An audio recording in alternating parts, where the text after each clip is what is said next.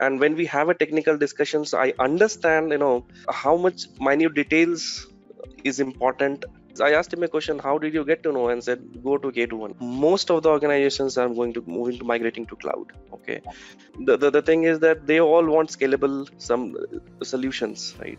Which can be reliable. They want to go more on digitizations, right? So cloud is the future for next 10-15 years. On top of that, there's good features like, you can attend the live sessions any number of times, right? So I missed that opportunity in September, so I again did that in December, which happened last month itself.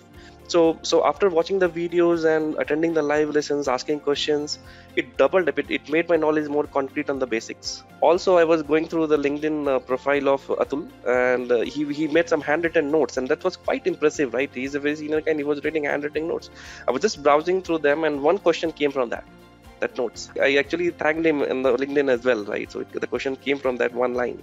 So I think the whole team is, helping us to grow, helping us to upskill,